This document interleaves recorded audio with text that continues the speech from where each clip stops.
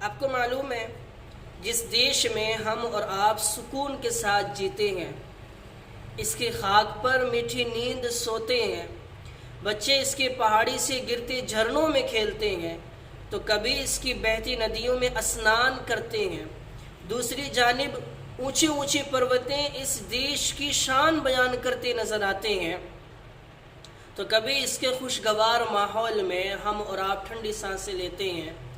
جنت جیسی سرزمین اور سونے کی چڑیا کہا جانے والا یہ دیش بدقسمتی سے ایک دن غلامی کی زنجیر میں جکڑا ہوا تھا۔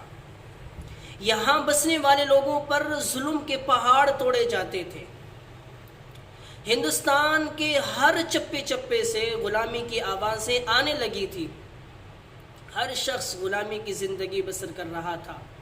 انگریزوں نے ہمیں اور ہمارے پیارے وطن کو کھٹمل کی طرح چوس لیا تھا، لیکن اس کے باوجود انگریزوں کا ظلم دن بدن بڑھتا گیا۔ پھر ہم میں آزادی کی چنگاری بھڑکی اور ہم سب نے مل کر اس دیش کو غلامی کی زنجیر سے آزاد کرایا۔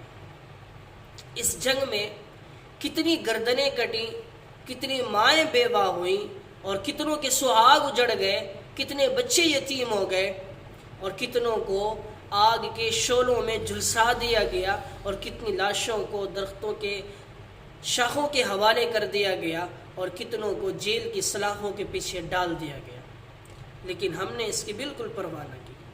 اللہ نے وہ دن بھی دکھلایا کہ 15 اگست 1947 کو ایک آزادی کا سورج طلوع ہوا۔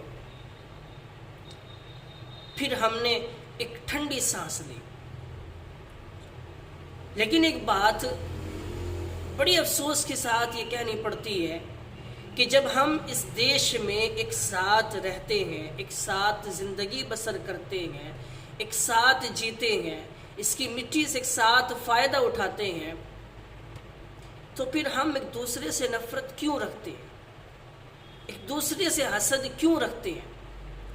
ہم اپنے بیچ میں نفرتوں کی دیوار کیوں کھڑی کرتے ہیں؟ ہم ایسا کیوں سوچتے ہیں کہ یہ ہندو، یہ مسلمان، یہ سکھ، یہ عیسائی؟ کیا ہمارا دیش اسی لیے آزاد ہوا تھا کہ ہم آپس میں نفرتوں کو پیدا کریں، رنجشوں کو پیدا کرتے رہیں، ایک دوسرے سے حسد کرتے رہیں؟ نہیں میرے بھائی، بلکہ ہمارا دیش اس لیے آزاد ہوا تھا کہ ہم پیار کے ساتھ، محبت کے ساتھ، سکون کے ساتھ، شانتی کے ساتھ اس دیش میں رہیں اور اس دیش کی حفاظت کریں۔ نامعلوم کس کی نظر ہمارے اس دیش کو لگی کہ ہم میں آپس میں نفرتیں پیدا ہونے لگی، ایک دوسرے سے حسد ہونے لگی۔